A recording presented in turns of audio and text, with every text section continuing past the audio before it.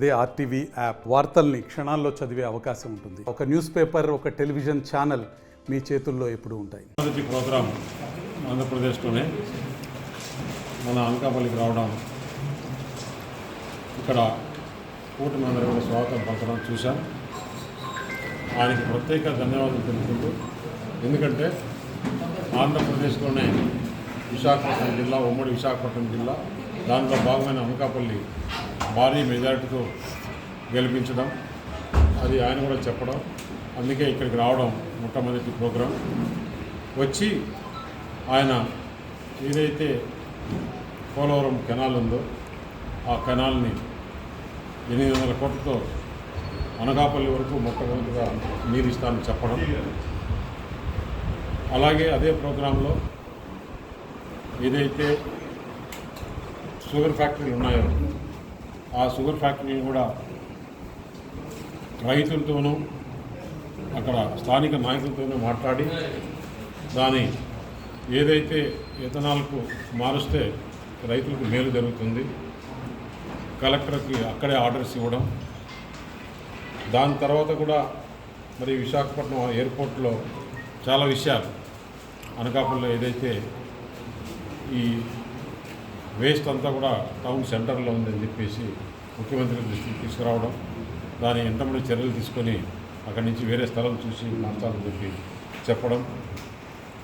అదే కాకుండా మొన్న మేము ఢిల్లీలో ఉన్నప్పుడు అనకాపల్లి నుంచి రాజమండ్రికి 6 లైన్ లేదు.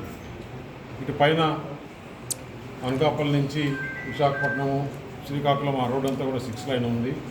రాజమండ్రి నుంచి కూడా విజయవాడ వరకు 6 లైన్ ఉంది. ఈ మధ్యలో 6 లైన్ లేదు.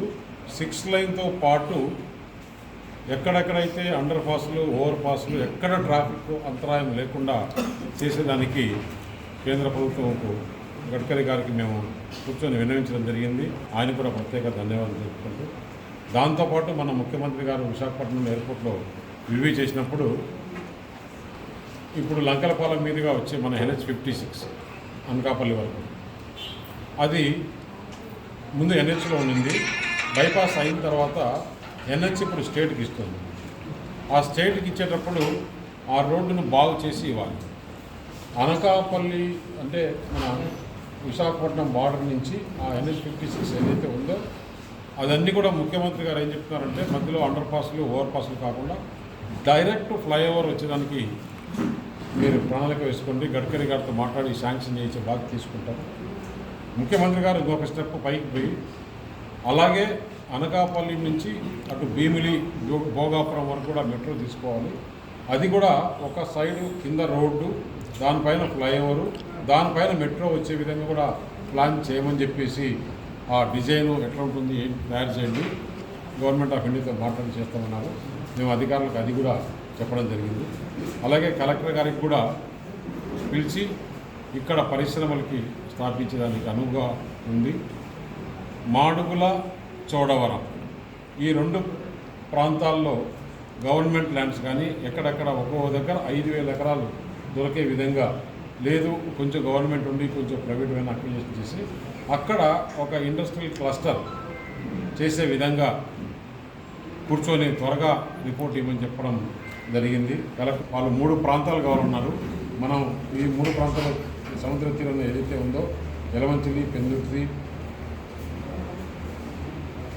ఆ ప్రాంతాల్లో కూడా మన అనకాపల్లి, పెందుర్తి, పాయకరాపేట ఎక్కడైతే వాళ్ళకి సరిపోతుందో ఆ ప్రాంతంలో కూడా మనం కలెక్టర్కి చెప్పడం జరిగింది.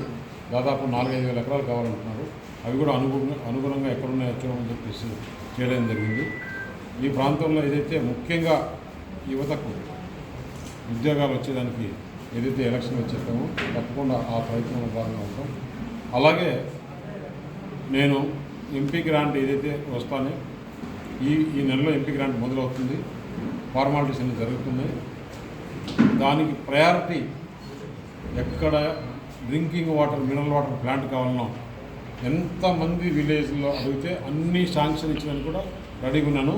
దీనికి తోడు నేను గేల్ నుంచి, NTPC నుంచి, హిందూజా నుంచి మిగతా ఇండస్ట్రీస్ ఏమున్నాయో వాళ్ళ దగ్గర సిఎస్ఆర్ ప్లస్ ఇవి తీసుకుంటే దాదాపు ఈ పార్లమెంట్లో 1000 గ్రామాలు కాదు 1500 గ్రామాలకు కూడా మినరల్ వాటర్ ప్లాంట్ కావాలంటే అందరికి కూడా ఎంతమంది అడిగితే అక్కడ తెలుగుదేశం ఇన్ఛార్జీలు కానీ జనసేన నాయకులు కానీ భారతీయ జనతా పార్టీ నాయకులు కానీ ఏ గ్రామం కావాలంటే ఆ గ్రామానికి రేపు నెలలోనే శాంక్షన్స్ ఇచ్చేస్తామని చెప్పేసి తెలియజేయడం జరిగింది.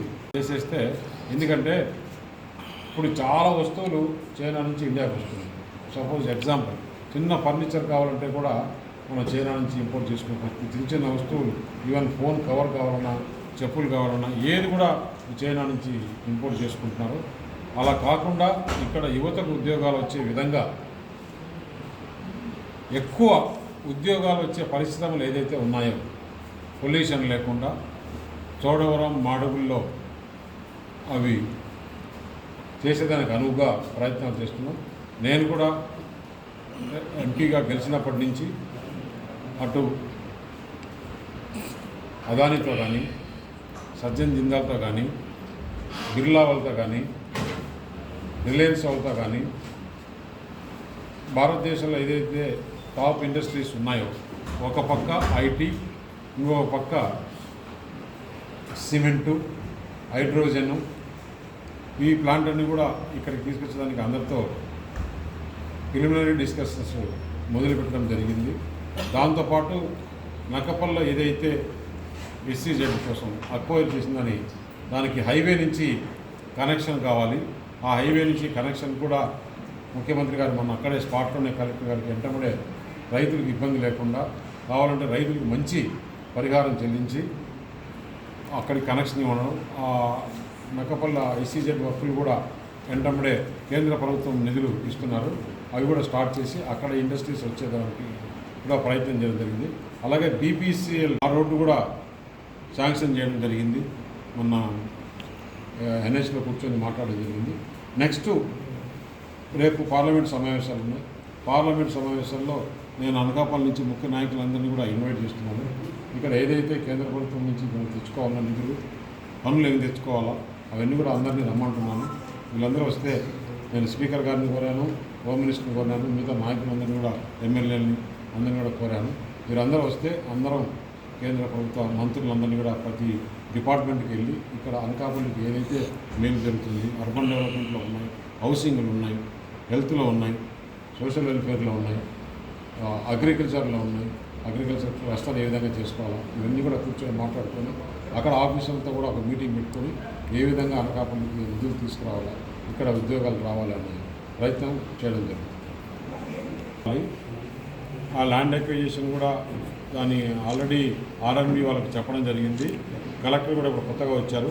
కలెక్టర్ కూడా మాట్లాడి అక్కడ ఉండే నాయకులతో కూడా మాట్లాడి దాని 4 లైన్ కాకుండా 6 లైన్ అయ్యే విధంగా కూడా చేస్తే ఇండస్ట్రియల్ బెనిఫిట్గా ఉంటుంది. డైరెక్ట్గా అప్ టు రాంబల్లి ఎన్ఓబి వరకు బయటగా తీసుకోవాలని చెప్పేసి చేస్తున్నాం. ఆ నుంచి అలాగే అచ్యుతాపురం జంక్షన్ నుంచి ఎలమంచిల్లికి కూడా 4 లైన్.